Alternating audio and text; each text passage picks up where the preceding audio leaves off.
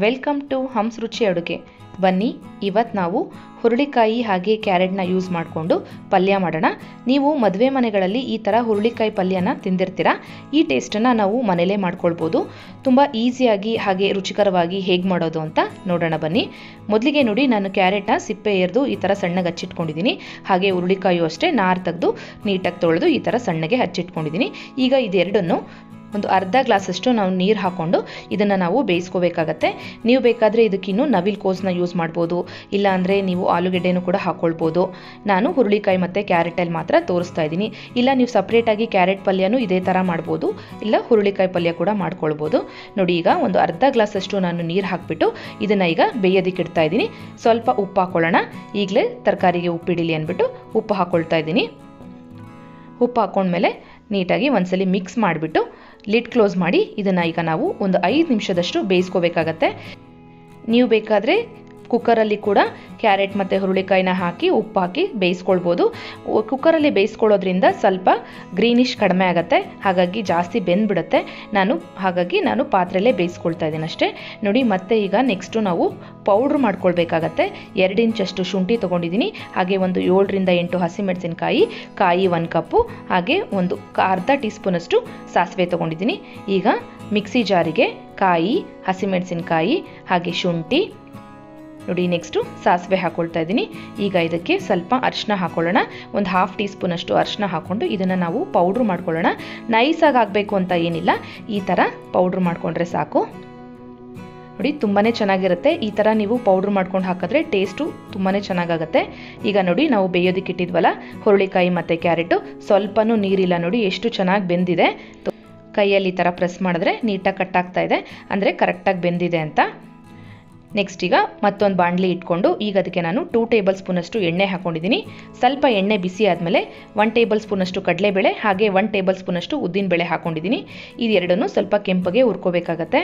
ನಾನು ಸ್ವಲ್ಪ ಹೈ ಫ್ಲೇಮಲ್ಲಿ ಇಟ್ಕೊಂಡು ಹುರ್ಕೊಳ್ತಾ ಇದ್ದೀನಿ. ನೋಡಿ, ಈಗ ನೆಕ್ಸ್ಟು ಒಂದು 1/2 ಟೀ ಸ್ಪೂನಷ್ಟು ಸಾಸಿವೆ ಹಾಕ್ಕೊಂಡಿದ್ದೀನಿ. ಹಾಗೆ ಒಂದು 1/2 ಟೀ ಸ್ಪೂನಷ್ಟು ಜೀರಿಗೆ ಹಾಕ್ಕೊಂಡಿದ್ದೀನಿ. ಈಗ ಹಿಂಗೆ ಹಾಕ್ಕೊಳ್ಳೋಣ. ಕಡಲೆಬೇಳೆ ಉದ್ದಿನಬೇಳೆ ಎಲ್ಲ ಸ್ವಲ್ಪ ಕ್ರಿಸ್ಪಿ ಆಗೋವರೆಗೂ ಫ್ರೈ ಮಾಡ್ಕೋಬೇಕಾಗತ್ತೆ. ನೋಡಿ, ಸ್ವಲ್ಪ ಕೆಂಪಗಾಗಿದೆ. ನೆಕ್ಸ್ಟ್ ಈಗ ಇದಕ್ಕೆ ನಾವು ಈರುಳ್ಳಿ ಹಾಕ್ಕೊಳ್ಳೋಣ. ನಾನು ಒಂದು ಈರುಳ್ಳಿನ ಸಣ್ಣಗೆ ಹಚ್ಬಿಟ್ಟು ಹಾಕ್ಕೊಳ್ತಾ ಇದ್ದೀನಿ. ನಿಮಗೆ ಈರುಳ್ಳಿ ಬೇಡ ಅಂದರೆ ಸ್ಕಿಪ್ ಕೂಡ ಮಾಡ್ಬೋದು. ಈಗ ನೋಡಿ, ಒಣಮೆಣಸಿನ್ಕಾಯಿನೂ ಅಷ್ಟೇ ಒಂದು 3 ರಿಂದ 4 ಒಣಮೆಣಸಿನ್ಕಾಯಿನ ಮುರಿದ್ಬಿಟ್ಟು ಹಾಕ್ಕೊಂಡಿದ್ದೀನಿ. ಈಗ ಇದಿಷ್ಟನ್ನು ಹುರ್ಕೋಬೇಕಾಗತ್ತೆ. ಸ್ವಲ್ಪ ಕರಿಬೇವನ್ನ ಹಾಕ್ಕೊಂಡಿದ್ದೀನಿ. ಈಗ ಇದನ್ನು ಚೆನ್ನಾಗಿ ಈರುಳ್ಳಿ ಕೆಂಪಗಾಗೋವರೆಗೂ ಸ್ವಲ್ಪ ಚೆನ್ನಾಗಿ ಫ್ರೈ ಮಾಡ್ಕೋಬೇಕು.